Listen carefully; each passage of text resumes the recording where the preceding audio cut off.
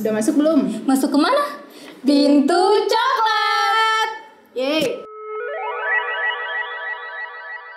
Jadi dulu gua Kleper nih ngapain nih? Biasa habis syuting, masih ke bawah vibe-nya nih. Oh gitu. Sibuk produksi film ya? Iya. Jadi sekarang produksi film gak cuma dari sekolah film aja ya, orang-orang dari sekolah film, tapi bisa secara otodidak gitu. Yes, benar.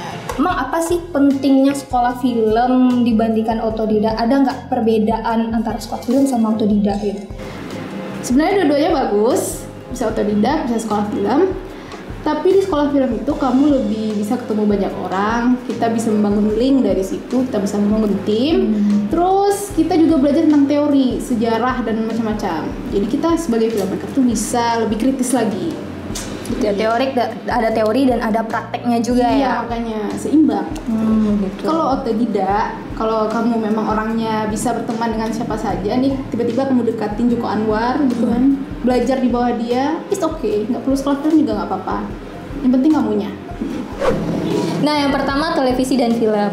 Tentunya program studi ini mempelajari tentang ilmu pertelevisian dan perfilman.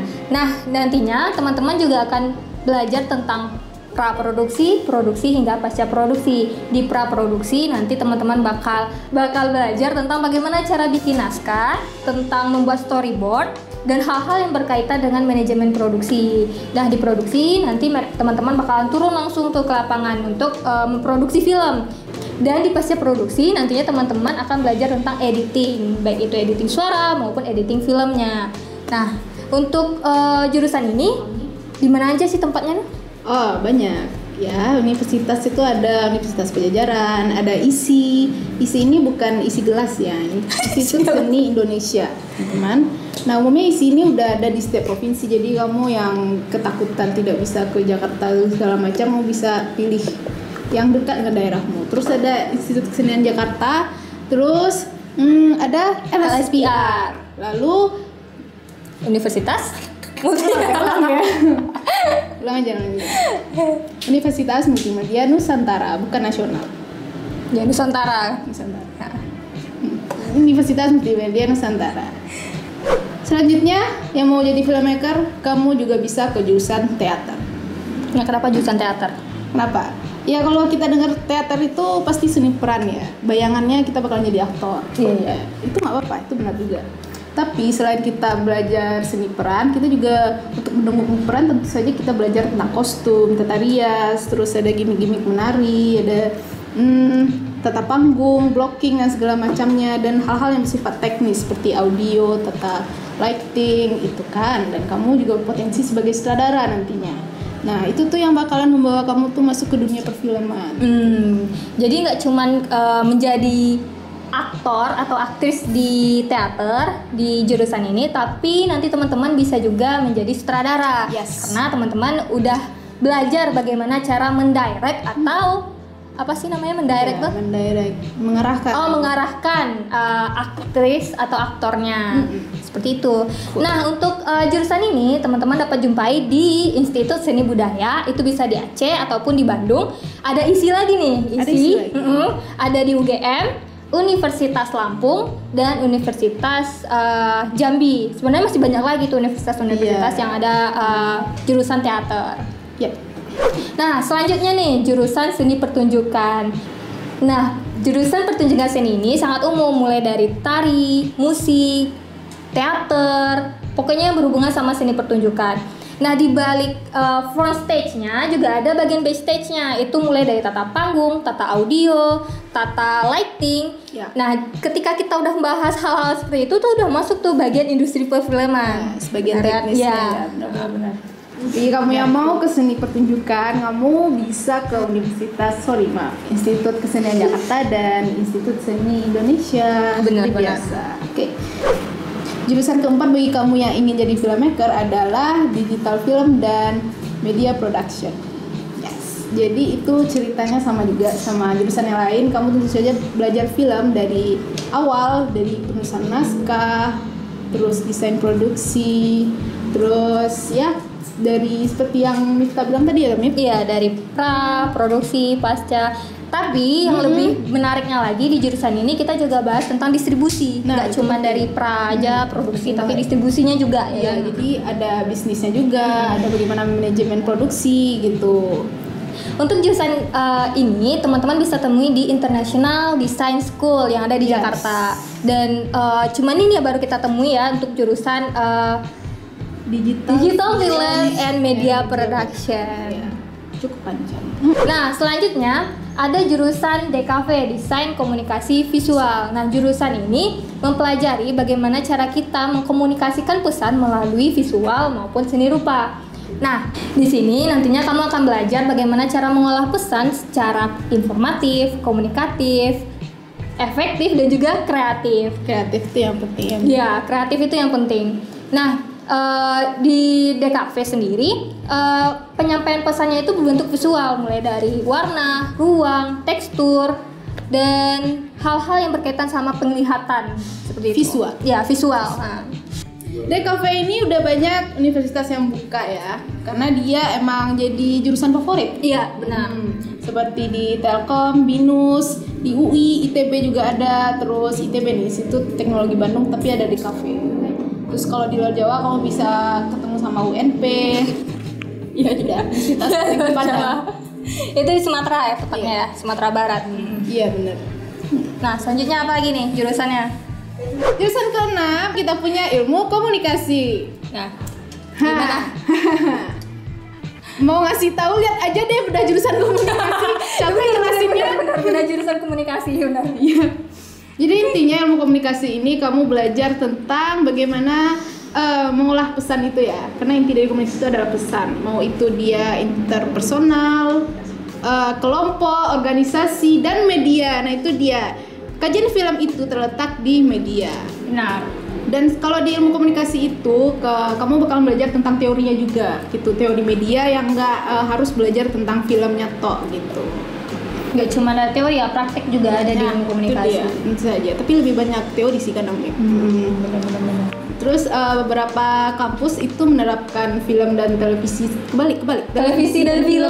Itu dalam bentuk konsentrasi, bukan prodi gitu. Konsentrasi dari prodi ilmu komunikasi.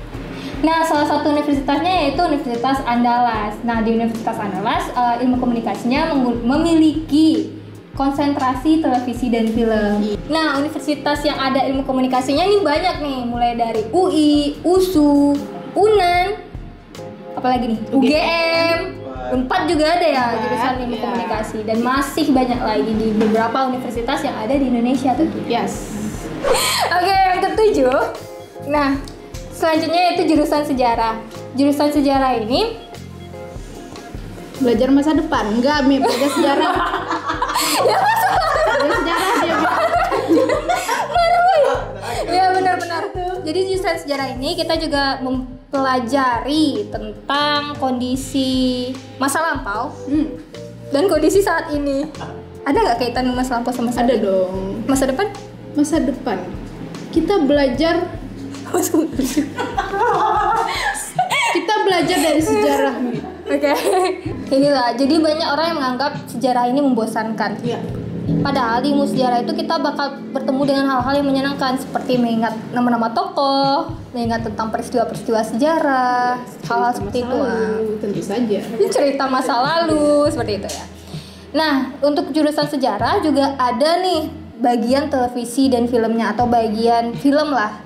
Ya, bikin video ya. Ya, bikin video. Karena kan sejarah otomatis harus rekam atau harus diingat melalui itu didokumentasikan maksudnya. Dalam bentuk audiovisual. Benar. Jadi biar bikin ilmu masa lalu itu tidak membosankan. Benar. Ada dibuat dalam bentuk audiovisual gitu. Itu kenapa jurusan sejarah juga mempelajari tentang perfilman ya, audiovisual atau perfilman. Oke. Untuk ilmu sejarah ini dia ada banyak di sini. Banyak di universitas. Ada di UI, UNAN, UGM, USU, Unpad. Ya pokoknya dia itu tergabung dalam fakultas ilmu budaya. Rata-rata di setiap universitas ada. Bener.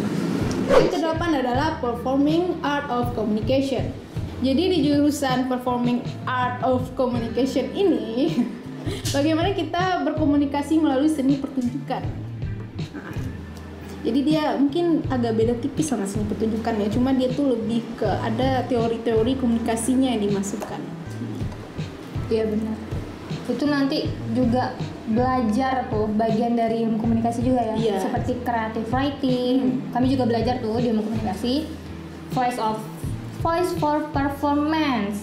Terus ada dramatologi, directing, dan plan and production management. Iya, ternyata Susah.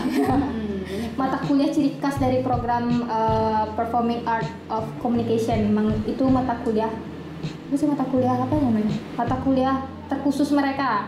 Nah, untuk universitasnya sendiri itu ada LSPR. Apa tuh?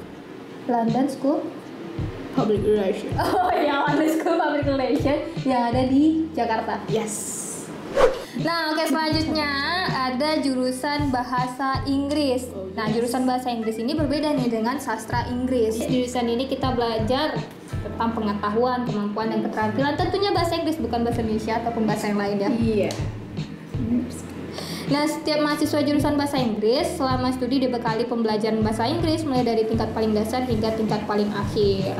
Dan tentunya di sini juga mempelajari tentang TV dan broadcasting atau ilmu perfilman. Kenapa? Apa kaitannya dengan bahasa Inggris? Pada jurusan ini nantinya teman-teman bakal mempelajari tentang ilmu broadcasting atau televisi dan broadcasting.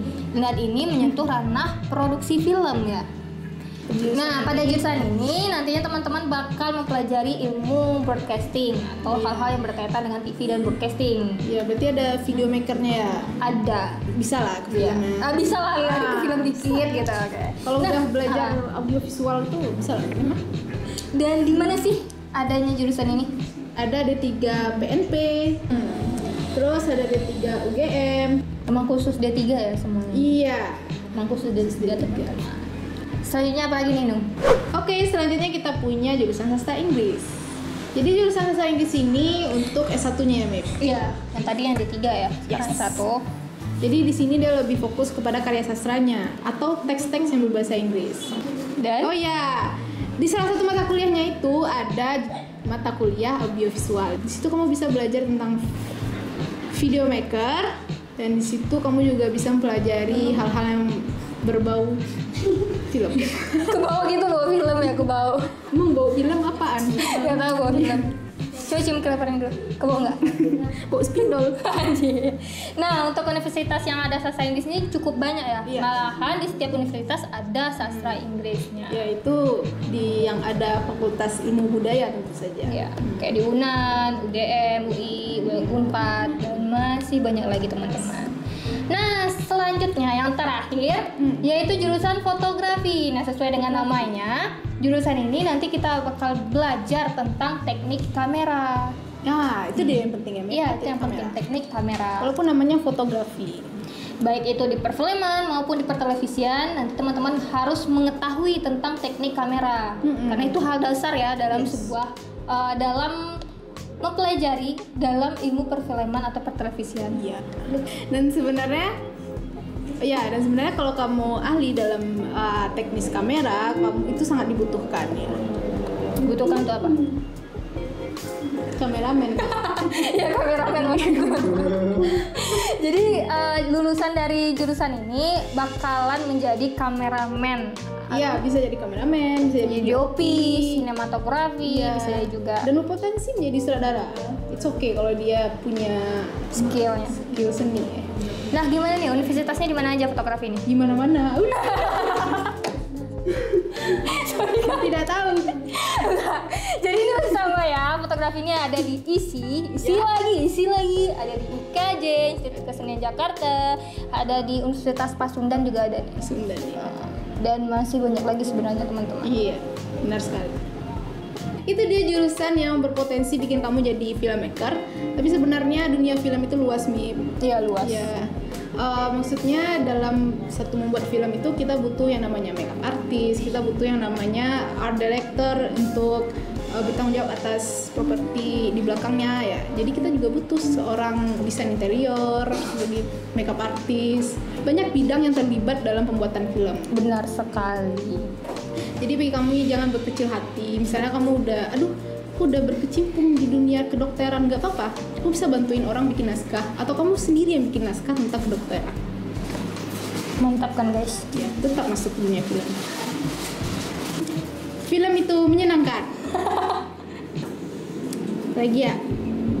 Oke, bagi kamu yang mau membahas 11 poin lagi, entah 11 apalah itu, Bisa di komen di bawah. Iya. Dan kirim DM ke Instagram kami. Iya, jangan lupa follow @pintu.cokelat. T-nya 3. E-nya 3. T-nya 3. Oke, Jadi- itu dia. Sampai jumpa di Top Top 11. selanjutnya. Udah gitu doang. Cut. Cut. Udah keluar belum? Udah keluar ya.